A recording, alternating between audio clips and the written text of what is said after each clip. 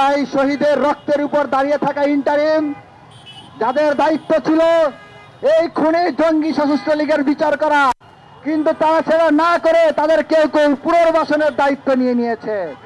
আজকের এই জুলাই ঐক্যের পক্ষ থেকে ইন্টারিমকে হুঁশিয়ারি করে বলে দিচ্ছে, কাল বিলম্ব না করে জুলাই সনদ বাস্তবায়ন করুন এবং জুলাই সনদের ভিত্তিতে জাতীয় নির্বাচন অনুষ্ঠান করুন, ঘোষণা করুন।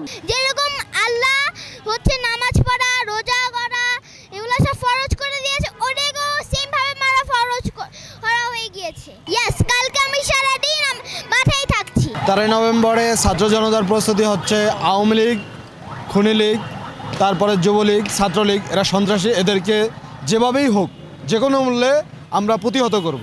আমাদের এটা হচ্ছে সবচেয়ে বড় টার্গেট। আমরা দেশে কোনো ধরনের বিশৃঙ্খলা হইতে দেব না।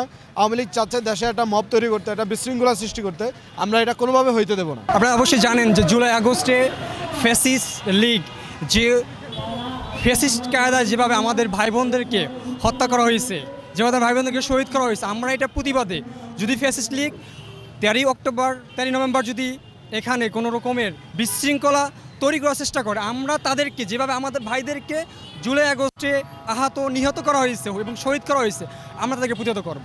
প্রাথমিক পর্যায়ে আমরা প্রতিহত করে তারপর আমরা তাদেরকে আইনের কাছে শপথ করব। 24-এর গণ অভ্যুত্থানে আওয়ামী ফ্যাসিবাদী সরকারে দেশের ছাত্র জনতার উপর যে ম্যাসাকার পরিচালনা করেছে, তাই দেশের ছাত্র জনতা ভুলে যায়নি। আগামীকাল যেখানেই আওয়ামী লীগ পাওয়া হবে সেখানেই তাদেরকে ভরে দেওয়া হবে, তাদেরকে ধোলাই দিয়ে পুলিশে তুলে দেওয়া হবে ইনশাল্লাহ। এই দেশে যারা রাজনীতি করবে, বাংলাদেশের জনগণ এবং বাংলাদেশের এই মতাদর্শ হয়ে তাদের এই দেশে রাজনীতি করতে হবে। এই দেশে দিল্লিবাদের রাজনীতি চলবে না, এই দেশে পাকিস্তানবাদের রাজনীতি চলবে না, এই দেশে আমেরিকানবাদের কোনো রাজনীতি চলবে না। এটা আমাদের স্পষ্ট।